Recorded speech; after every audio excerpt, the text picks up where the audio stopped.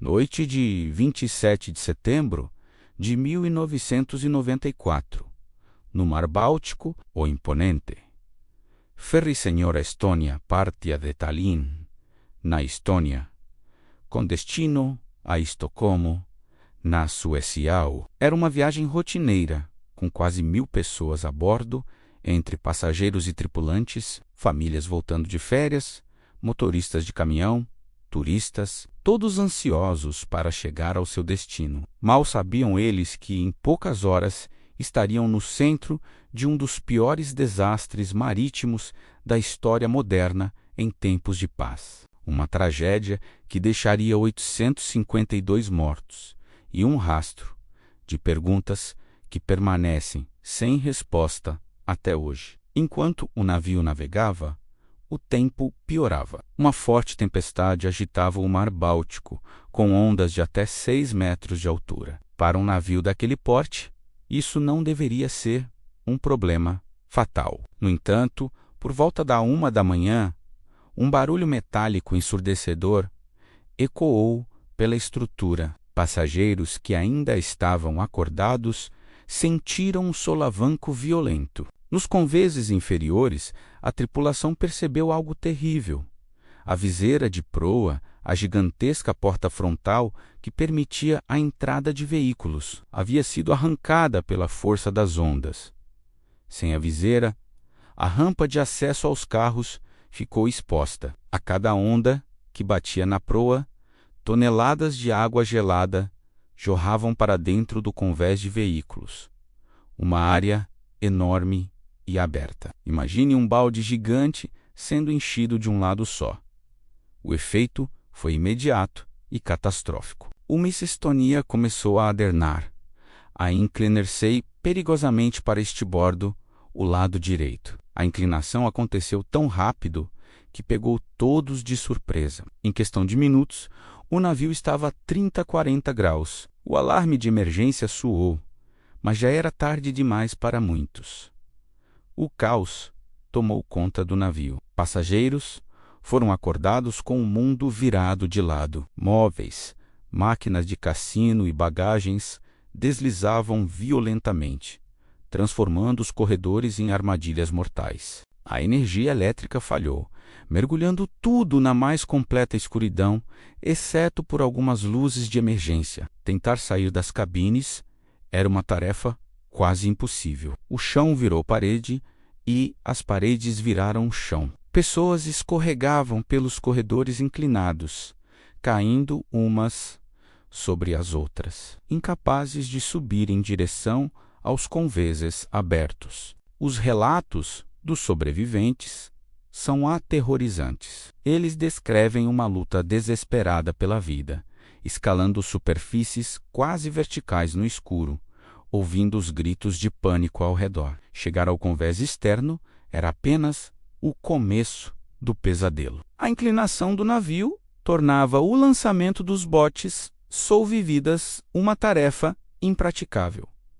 A maioria deles não pôde ser usada. As pessoas tinham que saltar nas águas congelantes do Báltico, com ondas gigantes e ventos cortantes. A temperatura da água era de cerca de 10 graus Celsius.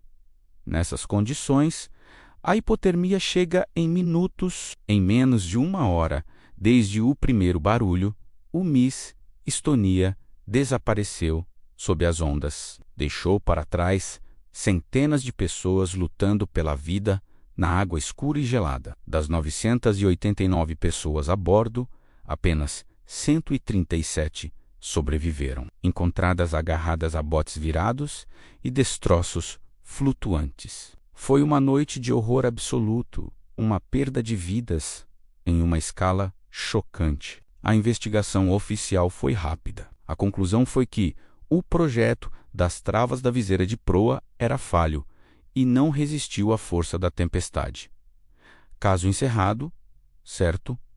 Longe disso. É aqui que a história do Miss Estonia se transforma de uma tragédia em uma complexa teoria da conspiração. Logo após o desastre, decisões estranhas começaram a ser tomadas. A Suécia, a Estônia e a Finlândia assinaram um acordo que declarou o local do naufrágio um cemitério marinho, proibindo qualquer mergulho ou exploração dos destroços. Para garantir que ninguém desobedecesse, o governo sueco iniciou um plano controverso para cobrir todo o navio com concreto no fundo do mar. A justificativa oficial era proteger a santidade do local e evitar a pilhagem. Mas para as famílias das vítimas e para muitos investigadores, essa decisão soou como um encobrimento. Por que selar as evidências? O que eles não queriam que o mundo visse. Foi nesse clima de desconfiança que as teorias alternativas ganharam força. A mais persistente delas alega que o Miss Estonia estava sendo usado para contrabandear tecnologia militar secreta. A teoria diz que, após o colapso da União Soviética, agências de inteligência ocidentais estavam comprando equipamentos militares russos e usando o ferry de passageiros como disfarce para transportá-los. Um ex-chefe da alfândega sueca chegou a admitir publicamente que, em 2 ocasiões anteriores ao naufrágio, o navio foi usado para transportar equipamentos eletrônicos militares com conhecimento e cooperação das autoridades. Isso levanta uma pergunta explosiva.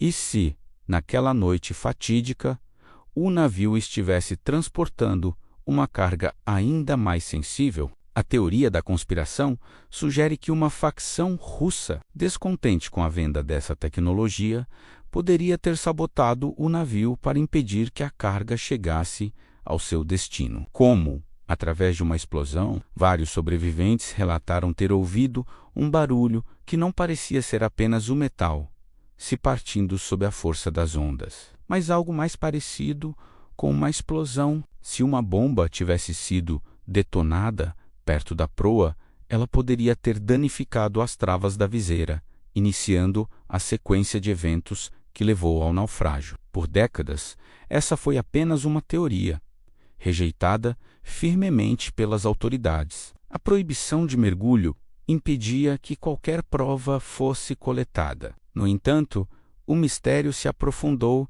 em 2020.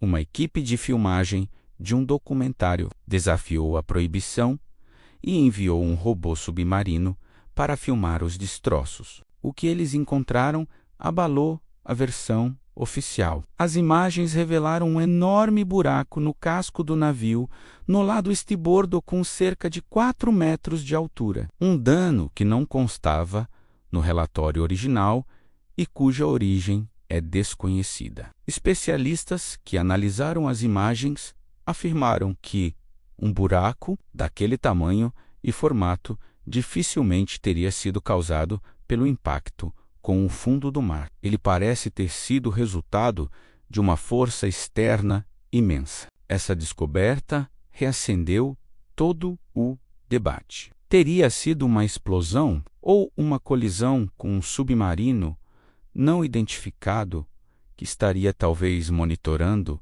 o transporte militar? As novas evidências foram tão contundentes que forçaram os governos da Suécia e da Estônia a reconsiderar a proibição de mergulho e a anunciar uma nova investigação. Peritos agora estão reexaminando os destroços, quase 30 anos depois da tragédia, em busca de respostas. A história do Miss Estonia é uma ferida aberta. Para as famílias das 852 vítimas, não é apenas uma história de falha de projeto ou de uma tempestade violenta. É uma busca incessante pela verdade, em meio a segredos de Estado, suspeitas de contrabando militar e um possível encobrimento governamental. O que realmente aconteceu naquela noite no Mar Báltico foi um acidente trágico ou um ato deliberado? Talvez, com as novas investigações, a verdade finalmente venha à tona. O que sabemos é que 852 pessoas perderam suas vidas em circunstâncias que ainda hoje são profundamente misteriosas e perturbadoras. Obrigado por assistir a mais essa história aqui no nosso canal. Se você se interessa por mistérios e eventos históricos que marcaram o mundo, não se esqueça de se inscrever e ativar as notificações para não perder nossos próximos vídeos. Até a próxima!